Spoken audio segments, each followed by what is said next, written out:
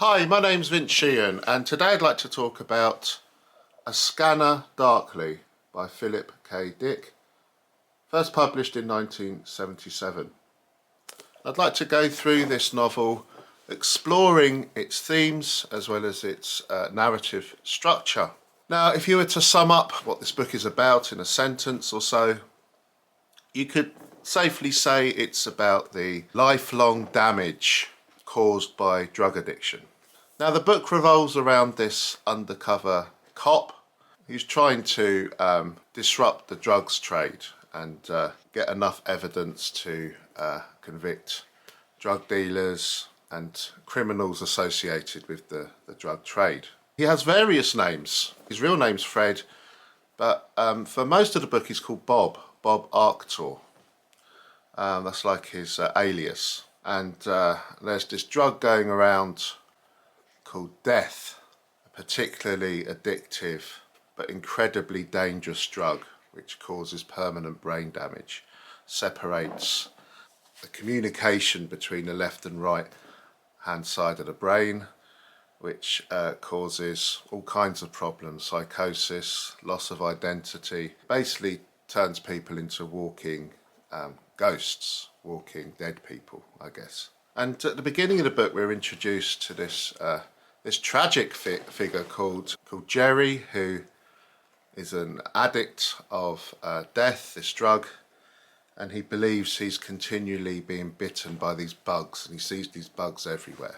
He lives in this nightmarish state where he can't get rid of these imaginary bugs caused by this drug.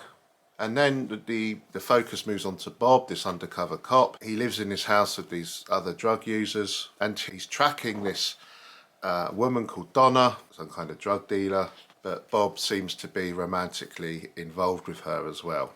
He seems to be rather infatuated with her, actually. And they get high together, etc. So Bob, even though he's an undercover cop, he's very much participating in the whole thing, and he's taking death himself and other drugs. One of the housemates is this guy called Barris, and he kind of a highly intelligent drug addict. He reads a lot, he seems to know a bit about everything. He's also an unpleasant character, and he seems to have his suspicions about people in the house, and he seems willing to report them to the police.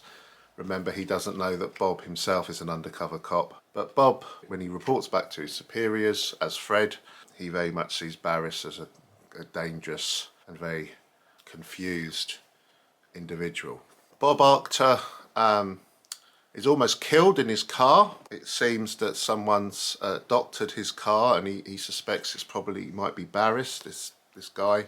And he has a really bad trip.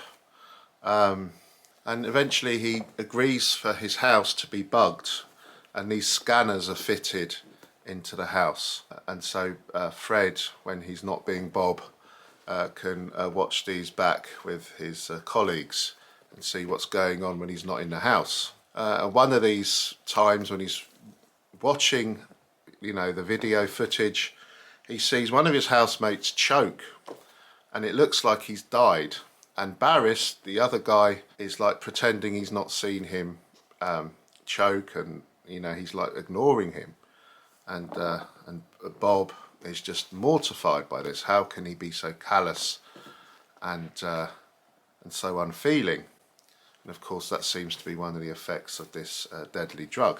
It turns out this man Luckman does survive, but it does give Arctor a real nasty shock about what's going on in his house.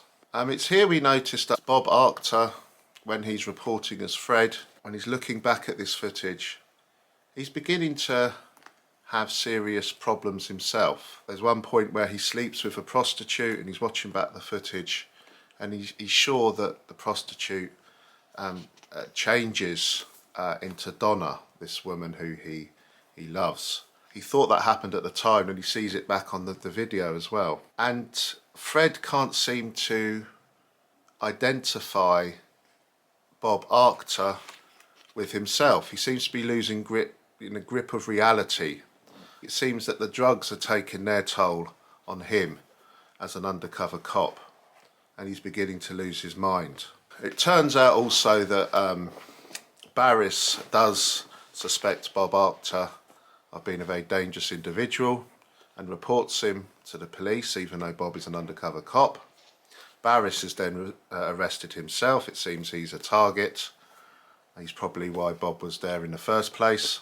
And then Fred is formally identified as Bob Arctor by his superior Hank, but Fred or Bob, whoever you want to call him, just can't seem to put this together. The person he sees on the screen, this drug addict, and him as an undercover cop. He seems to have really lost it by now, and these psychoanalysts seem to confirm this when they meet with Bob. So Bob is taken off the job and he goes into a kind of cold turkey withdrawal from the drugs. By now, Bob Arctor's brain, or Fred, is completely messed up. He's a complete incoherent mess. Donna, who turns out to be an undercover cop herself, manages to get him to a rehab centre, which they call New Path. And at the end of the book, Bob is in this centre. He goes by various names, including Bruce and Mike. The reader's not even sure who he is at some points. And he has these menial tasks. He seems to have lost all kind of grip on realities, severely mentally damaged. He's changed because of his addiction to this drug death. And right at the end of the book, he's brought out into the countryside to work on this farm. And lo and behold, he makes this terrible discovery, even in his messed up state, that in the farm they are growing death.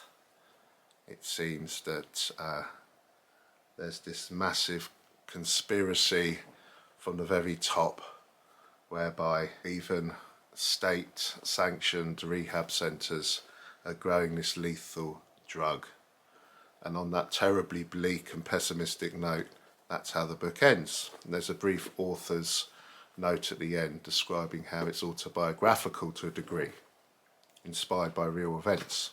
So, A Scanner Darkly, as I've just said, it's an incredibly bleak and depressing read, really. And apparently Philip K. Dick himself was addicted to drugs at some point. I'm not an expert.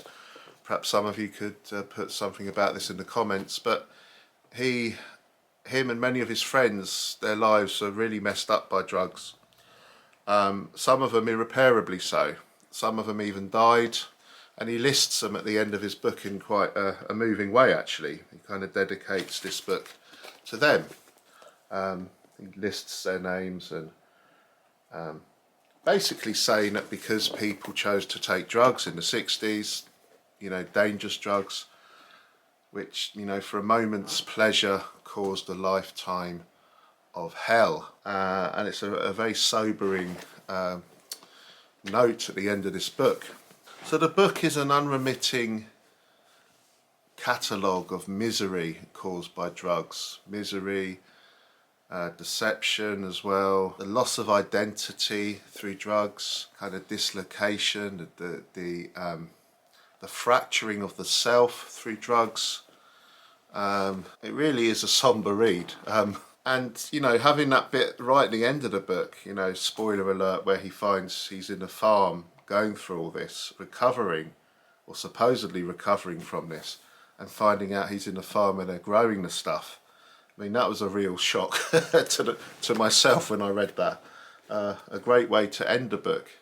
There's a real depth to this book as well, though. Philip K. Dick seems to have a real theological preoccupation in this book as well. I mean, the title, as he mentions in the book, the title of Scanner Darkly refers to the writings of St. Paul, when he describes, when we're looking dimly into a mirror, darkly into a mirror, and one day we shall see ourselves as we really are in the presence of God. He seems to take that verse of scripture and engage with it very seriously and comes to the conclusion that through drug use we really have fractured that sense of who we are. This is a very dark mirror indeed, where who we are is not only obscured but almost annihilated. It's a devastating riff, if you like, on that verse. And Dick really involves the reader in this sense of confusion, in this loss of identity, because often when you read this book, there were times when I felt, well, hold on a minute, particularly, with Bob Arctor, is Bob Arctor and Fred really the same person? Who is Bruce? Who is Mike? And at some points you're confused, and that's intentional. You do feel that you are somehow entering into this terribly damaged, incoherent and confused world yourself because of the inherent contradictions and confusions in the narrative. So A Scanner Darkly really is a very thought-provoking, sombre, pessimistic, even distressing read, but very important in expressing the true devastation drugs can have on somebody. There's just a brief slideshow after this explaining the narrative structure as well as some of the themes. Thank you for watching. Bye.